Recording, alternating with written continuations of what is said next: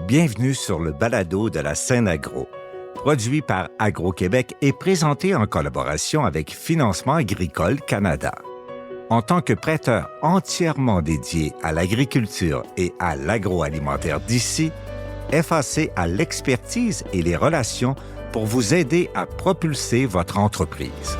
Visitez fac.ca. Ici Lionel Levac. Les mutations qui s'opèrent sont nombreuses et le monde agroalimentaire devra adapter ses pratiques pour demeurer opérationnel, améliorer sa productivité et satisfaire toujours de mieux en mieux les consommateurs. Invité à exposer la perspective dans laquelle il voit la politique bioalimentaire du Québec dans sa version 2025-2035, actuellement en préparation, Pascal Thériault de l'Université McGill a identifié une multitude de défis, en particulier pour les petites entreprises. Je vous rapporte la vision de Pascal Thériault énoncée à la 5e rencontre annuelle des partenaires de la politique bioalimentaire du Québec. Voici mon reportage. Rendre nos entreprises du secteur bioalimentaire plus fortes, plus résilientes, mieux capitalisées, plus productives, innovantes et rentables. C'est là, en gros, le message de Pascal Thériault, qui est directeur de gestion et technologie d'entreprises agricoles à l'Université McGill. Pascal Thériault est agronome et économiste. Au risque de tomber dans de vieux clichés, je vous dirais qu'il y a urgence à accélérer les changements, à s'adapter aux nouveaux et nombreux contextes. La formation, l'innovation, la recherche constante de meilleures façons de faire, l'établissement de partenariats et bien d'autres choses encore devront être au menu des entreprises. Et ce que dit Pascal Thériault m'amène personnellement à réfléchir surtout à l'avenir des petites entreprises, considérant que leur nombre a recommencé à augmenter au Québec, en particulier dans le secteur agricole. Voici donc la réflexion de Pascal Thériault qui s'amorce sur un rapide retour en arrière. On le sait que dans le grand passé, il y a eu une concentration de l'agriculture au nom de l'efficacité, qu'il y a une mondialisation qu'on a désirée, qui a fait en sorte qu'on a pu baisser les coûts de production, qu'on a pu baisser les coûts pour s'alimenter. Puis ça a, dans la majorité des cas, créé une meilleure utilisation des ressources. Et ça a aussi permis de garantir une certaine occupation du territoire à travers le temps. Et donc, cette expansion économique-là, culturelle, politique, a fait en sorte que soudainement manger et avoir un toit n'était plus autant un enjeu qu'avant. Ça a amené de la prospérité. Puis évidemment, quand on produit des biens, ça fait forcément l'inverse en économie, des mal. Bien, ça crée de la pollution, ça crée de la surutilisation des ressources. Belle citation ici. La rareté croissante et les prix plus élevés des ressources peuvent encourager la conservation et l'utilisation plus parcimonieuse de certains types de ressources. C'est une phrase qui est d'actualité aujourd'hui, mais c'est une phrase qui est d'actualité depuis longtemps. Ça a été écrit en 81. Ce qu'on cherche à faire, en fait, je pense pour le futur, ça va être de tenter de diminuer le gaspillage des ressources. Le pire, c'est que ce n'est même pas un gaspillage volontaire. C'est ça qui le rend difficile à contrôler. On arrive dans le présent, qu'est-ce qu'on sait de nous-mêmes? Bien, on est forcé de reconnaître l'excellence de l'agriculture canadienne et québécoise. Ce qu'on fait, on le fait très bien. On exporte beaucoup, puis actuellement, bien, on l'a tous vécu parce qu'on est tous aussi consommateurs. On vit dans une économie inflationniste. On est sensible au prix en tant que consommateur. Le citoyen est plein de bonnes intentions, le consommateur est un petit peu plus cheap d'habitude. C'est vrai ici, c'est vrai ailleurs.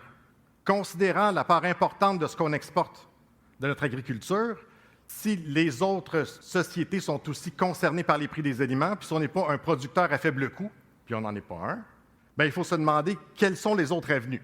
On sait aussi qu'il y a un enjeu de productivité du secteur agricole. Le secteur agricole québécois, quand on parle de productivité, est moins productif que dans les autres provinces. Le secteur agricole en général est moins productif que la productivité générale de l'économie. Qu'est-ce que ça cause comme enjeu? Bien, on sait qu'on a un défi de main-d'œuvre. C'est vrai en agriculture, c'est vrai en transformation alimentaire, mais c'est vrai partout. Donc, pour garder nos employés, qu'est-ce qu'on fait? On augmente les salaires. Vous avez probablement tous dû passer par là parce que, bien, sans vos travailleurs, vous ne pouvez pas produire. Puis là, on a un écart qui se creuse. Les salaires augmentent, la productivité, qui est plus faible que dans d'autres secteurs, augmente lentement, mais pas à la même vitesse.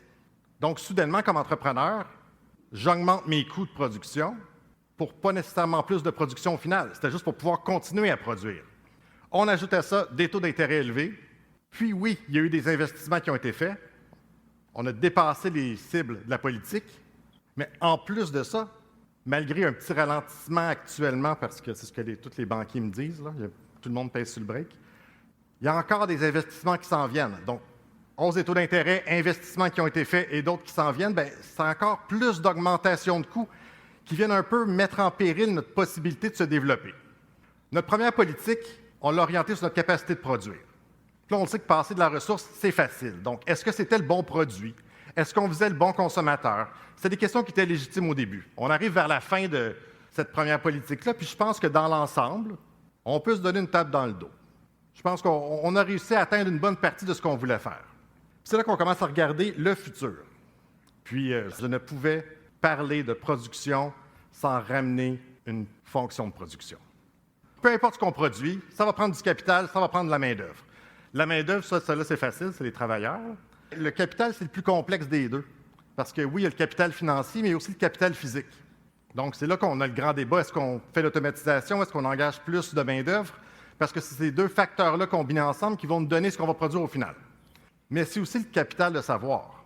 Parce qu'au-delà du travailleur, on va dire qui visse des boulons, bien, il y a une technique de vissage de boulons. Ça a une certaine valeur. Donc, on peut rentrer ça dans le capital. Donc, quand on regarde vers l'avant, ça va être d'essayer de voir comment est-ce qu'au final, on prend notre ressource capitale ou nos ressources capitales et notre ressource travail et qu'on les met ensemble. Je ne pouvais passer sous silence le mot résilience. Il y a différentes façons de définir la résilience. Moi, je la vois comme la capacité à voir venir les coûts. COUPS. Ou de limiter notre risque d'affaires. Puis ça va se passer par une numérisation accrue. De la donnée, on en a. On est exposé à cette donnée-là. Ce qui va être important pour le futur, c'est d'être capable de faire quelque chose avec ces données-là, puis de s'assurer que les données puissent nous apporter de la valeur. On parle beaucoup d'intelligence artificielle, mais pour que ces technologies, cette intelligence artificielle, puissent venir nous apporter quelque chose de positif, il faut qu'elle ait des bonnes bases. C'est là qu'avoir nos données vont être importantes. Il va aussi falloir créer des partenariats durables. Bien, créer ces relations-là durables, c'est un gain d'efficacité. Puis ça, on peut l'envisager, le voir de façon très positive. Il faut réduire notre empreinte écologique et ça passe par la réduction du gaspillage alimentaire également. On sait que le consommateur, celui qui veut avoir le meilleur produit avec les meilleures normes de qualité au plus faible coût possible, a aussi une petite tendance à désirer un certain esthétisme alimentaire. Donc, les carottes croches, ça ne passe pas. Mais ça crée du gaspillage dans le système. On a utilisé des ressources pour produire tous ces fruits et légumes-là. Puis, ça va prendre une consolidation de l'autonomie alimentaire. Donc, pour développer une belle agilité de notre secteur, qu'est-ce qu'on fait? Bien, ça prend des investissements en recherche et développement. Puis oui, c'est au privé de le faire, mais c'est au secteur public d'encourager ces investissements-là. Je pense qu'on va devoir faire davantage de transformation à valeur ajoutée, produire des biens agricoles au Québec, on le fait bien. Pendant longtemps, nos matières premières, on les sortait de la province et on les réimportait après. On a fait des grands bonds. Il faut continuer à aller dans cette direction-là, garder la valeur alimentaire transformée ici. J'ai parlé de numérisation et de technologie. Bien, ça s'améliore, ça aussi. Il n'y a pas si longtemps, Internet haute vitesse en campagne, ce n'était pas facile. J'ai fait partie de ces gens qui ont enseigné pendant la pandémie, où est-ce que deux frères de la même entreprise agricole ont communiqué avec nous pour nous dire « ça va prendre un horaire plus compréhensif que ça, on ne peut pas être sur Zoom les deux en même temps ». Il était à 45 minutes de Montréal.